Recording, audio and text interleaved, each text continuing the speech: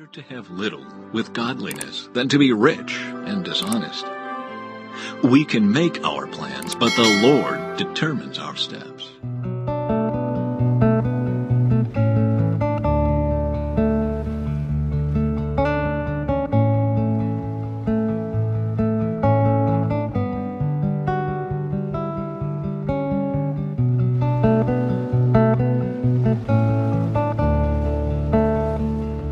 Better to have little with godliness than to be rich and dishonest. We can make our plans, but the Lord determines our steps. The king speaks with divine wisdom. He must never judge unfairly. The Lord demands accurate scales and balances. He sets the standards for fairness. A king detests wrongdoing, for his rule is built on justice.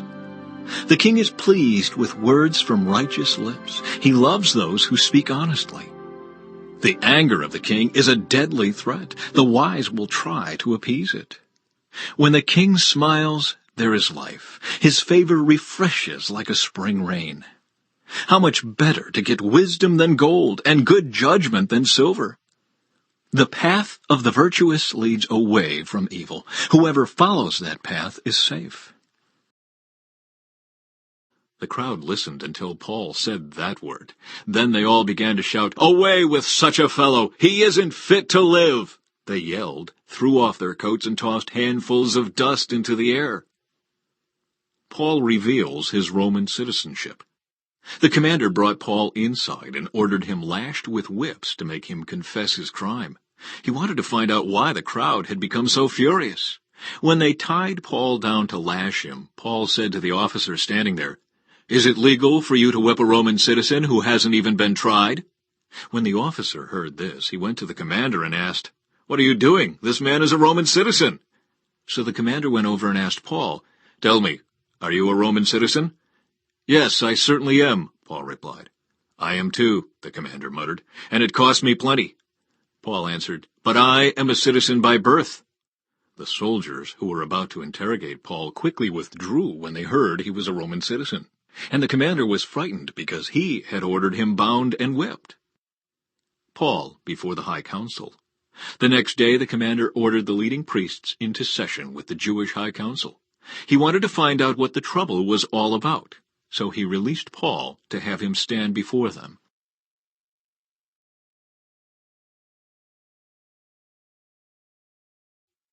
Gazing intently at the high council, Paul began, "Brothers, I have always lived before God with a clear conscience." Instantly, Ananias the high priest commanded those close to Paul to slap him on the mouth. But Paul said to him, "God will slap you, you corrupt hypocrite. What kind of judge are you to break the law yourself by ordering me struck like that?" Those standing near Paul said to him, "Do you dare to insult God's high priest?" "I'm sorry, brothers. I didn't realize he was the high priest," Paul replied. "For the scriptures say you must not speak evil of any of your rulers." Paul realized that some members of the high council were Sadducees and some were Pharisees. So he shouted, "Brothers, I am a Pharisee, as were my ancestors, and I am on trial because my hope is in the resurrection of the dead." This divided the council, the Pharisees against the Sadducees. For the Sadducees say there is no resurrection, or angels, or spirits, but the Pharisees believe in all of these. So there was a great uproar. Some of the teachers of religious law who were Pharisees jumped up and began to argue forcefully. "We see nothing wrong with him," they shouted. "Perhaps a spirit or an angel spoke to him." As the conflict grew more violent, the commander was afraid they would tear Paul apart. So he ordered his soldiers to go and rescue him by force and take him back to the fortress. That night the Lord appeared to Paul and said, "Be encouraged, Paul. Just as you have been a witness to me here in Jerusalem, you must preach the good news in Rome as well." Sometime later, however, King Ben-Hadad of Aram mustered his entire army and besieged Samaria. As a result, there was a great famine in the city. The siege lasted so long that a donkey's head sold for 80 pieces of silver, and a cup of dove's dung sold for 5 pieces of silver. One day, as the king of Israel was walking along the wall of the city, a woman called to him, "Please help me, my lord the king." He answered, "If the Lord doesn't help you, what can I do? I have neither food from the threshing floor nor wine from the press to give you." But then the king asked, "What is the matter?"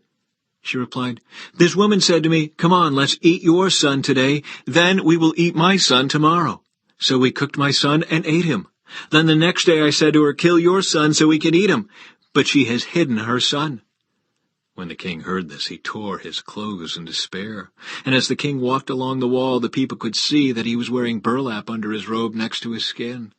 "May God strike me and even kill me if I don't separate Elisha's head from his shoulders this very day," the king vowed. Elisha was sitting in his house with the elders of Israel when the king sent a messenger to summon him. But before the messenger arrived, Elisha said to the elders, "A murderer has sent a man to cut off my head. When he arrives, shut the door and keep him out. We will soon hear his master's steps following him." While Elisha was still saying this, the messenger arrived, and the king said, "All this misery is from the Lord. Why should I wait for the Lord any longer?"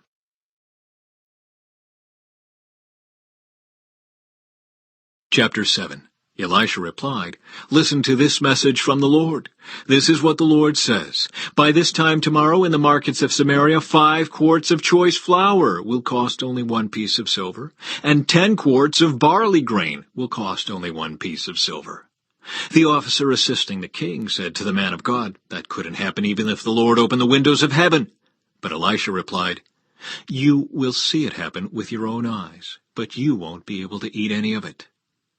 Lepers visit the enemy camp. Now there were 4 men with leprosy sitting at the entrance of the city gates. "Why should we sit here, waiting to die?" they asked each other. "We will starve if we stay here, but with the famine in the city we will starve if we go back there. So we might as well go out and surrender to the Aramean army. If they let us live, so much the better, but if they kill us, we would have died anyway." So at twilight they set out for the camp of the Arameans.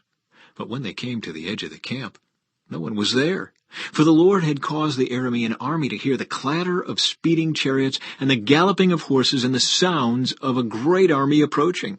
"The king of Israel has hired the Hittites and Egyptians to attack us," they cried to one another. So they panicked and ran into the night, abandoning their tents, horses, donkeys, and everything else as they fled for their lives.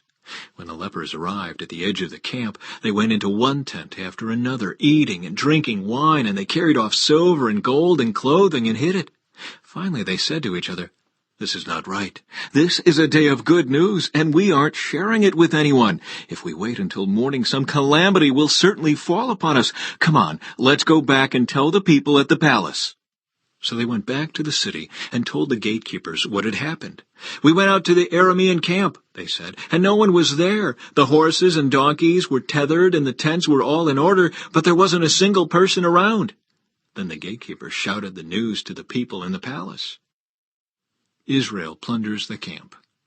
The king got out of bed in the middle of the night and told his officers, "I know what has happened. The Arameans know we are starving, so they have left their camp and have hidden in the fields. They are expecting us to leave the city, and then they will take us alive and capture the city." One of his officers replied, "We had better send out scouts to check into this. Let them take 5 of the remaining horses. If something happens to them, it will be no worse than if they stay here and die with the rest of us." So 2 chariots with horses were prepared, and the king sent scouts to see what had happened to the Aramean army. They went all the way to the Jordan River, following a trail of clothing and equipment that the Arameans had thrown away in their mad rush to escape. The scouts returned and told the king about it. Then the people of Samaria rushed out and plundered the Aramean camp. So it was true that 5 quarts of choice flour were sold that day for 1 piece of silver, and 10 quarts of barley grain were sold for 1 piece of silver, just as the Lord had promised.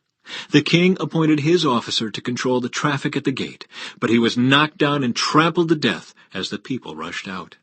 So everything happened exactly as the man of God had predicted when the king came to his house. The man of God had said to the king, "By this time tomorrow in the markets of Samaria, 5 quarts of choice flour will cost 1 piece of silver, and 10 quarts of barley grain will cost 1 piece of silver."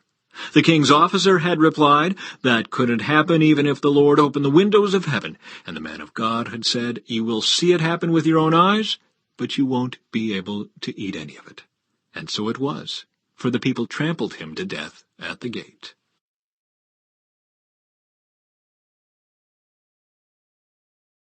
Elisha had told the woman whose son he had brought back to life, "Take your family and move to some other place, for the Lord has called for a famine on Israel that will last for 7 years." So the woman did as the man of God instructed. She took her family and settled in the land of the Philistines for 7 years. After the famine ended, she returned from the land of the Philistines, and she went to see the king about getting back her house and land. As she came in, the king was talking with Gehazi, the servant of the man of God. The king had just said, "Tell me some stories about the great things Elisha has done." And Gehazi was telling the king about the time Elisha had brought a boy back to life. At that very moment, the mother of the boy walked in to make her appeal to the king about her house and land. "Look, my lord the king," Gehazi exclaimed.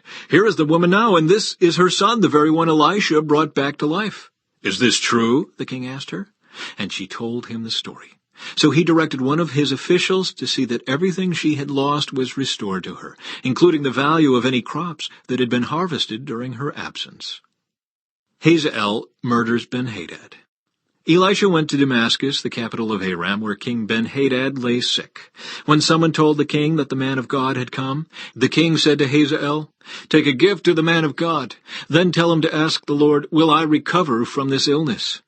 So Hazael loaded down 40 camels with the finest products of Damascus as a gift for Elisha. He went to him and said, "Your servant Ben-Hadad, the king of Aram, has sent me to ask, 'Will I recover from this illness?'" And Elisha replied, "Go and tell him, 'You will surely recover.' But actually the Lord has shown me that he will surely die." Elisha stared at Hazael with a fixed gaze until Hazael became uneasy. Then the man of God started weeping. "What's the matter, my lord?" Hazael asked him. Elisha replied, "I know the terrible things you will do to the people of Israel. You will burn their fortified cities, kill their young men with the sword, dash their little children to the ground, and rip open their pregnant women." Hazael responded, "How could a nobody like me ever accomplish such great things?"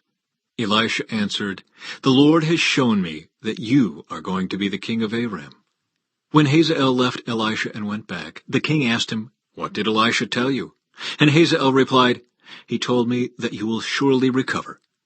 But the next day Hazael took a blanket, soaked it in water, and held it over the king's face until he died. Then Hazael became the next king of Aram.